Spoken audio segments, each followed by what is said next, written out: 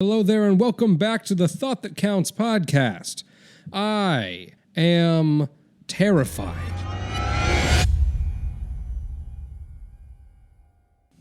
I have no idea what's about to happen on the world scale. We have some very threatening events unfolding before us, and I'm not sure what to think about it. In the case that you haven't been paying attention to the news this week because, I don't know, maybe you have a job and you don't have time to be on your phone looking at news all day, I'll just go ahead and inform you. Tensions are on the rise. They've been on the rise for a few days now with regards to Russia and Ukraine. And you might be thinking, isn't that kind of an old story, like the whole Russia impeding on Ukraine situation? Like, I thought that was done a long time ago, after the past 12 incidents that have occurred, maybe more. No, it's going back up again. We are riding that wave once more. Russia has decided to place a lot of troops near the Ukraine border, and I'll give you a little bit of context for this. So, NATO is trying to get Ukraine to join the alliance, or maybe Ukraine has shown a little bit of interest in joining NATO.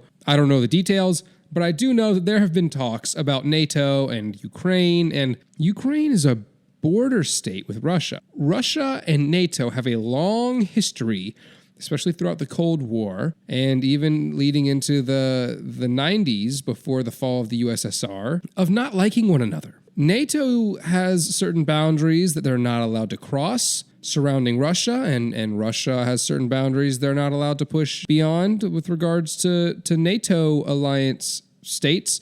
So the idea that Ukraine would be joining NATO is kind of a big deal from the Russian perspective.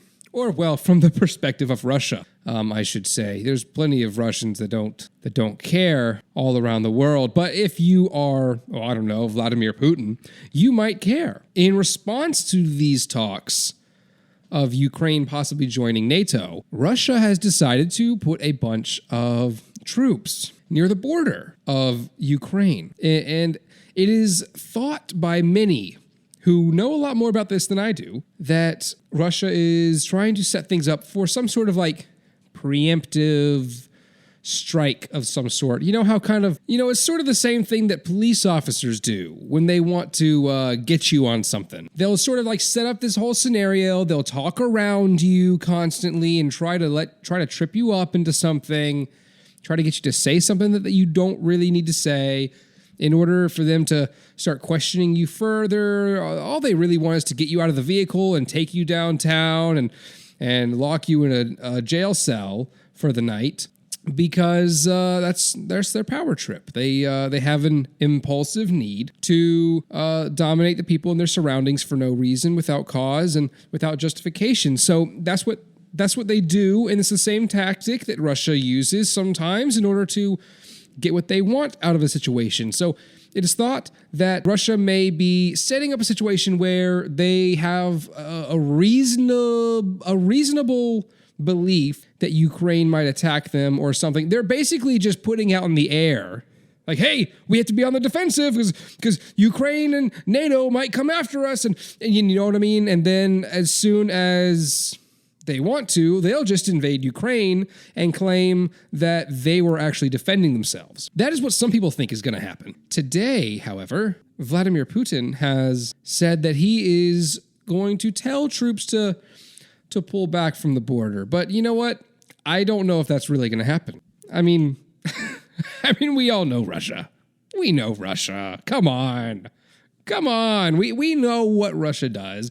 We know how they behave, very immaturely, and I really doubt that they're going to pass up an opportunity to screw with Ukraine, because they do it as often as they can, apparently. From my memory, from my recollection, for basically half my life, they've made that just a fun hobby, just screwing with Ukraine. That's what they do for their free time. It's Russia's favorite pastime. That's what it is. So, how did this whole thing start? Well, let me walk you through it. You see, I'm gonna do my Vladimir Putin impression. All right, everybody, listen up.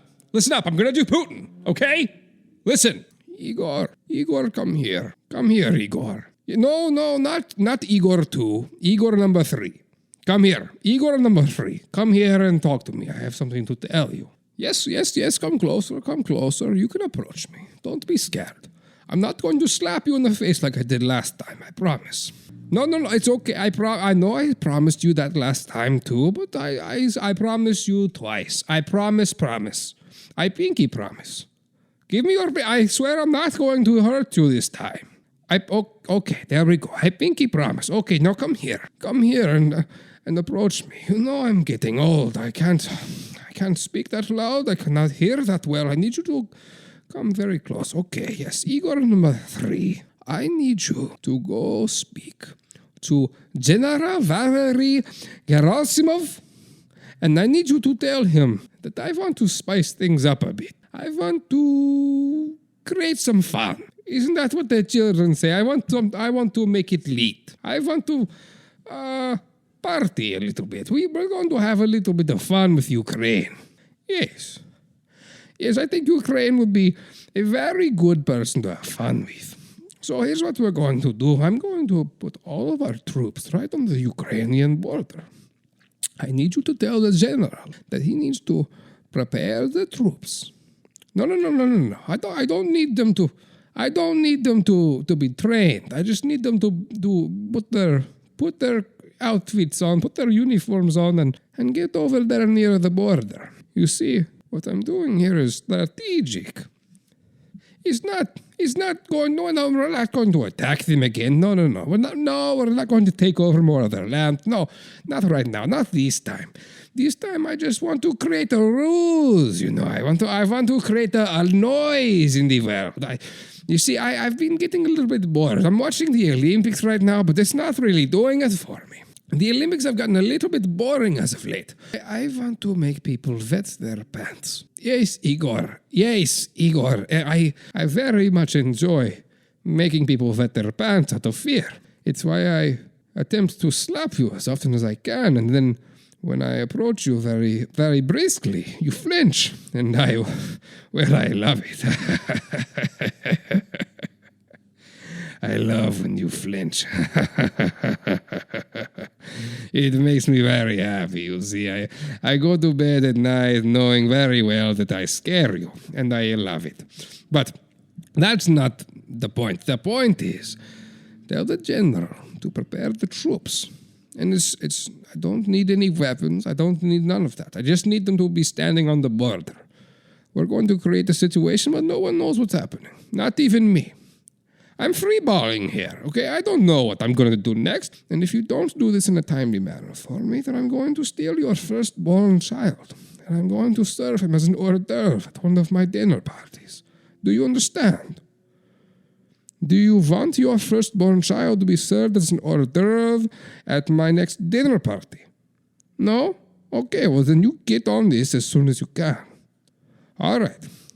Tally on now, Igor. All right, go on and play.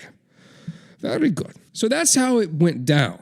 That is the conversation that occurred between Vladimir Putin and his esteemed assistant, Igor number 3.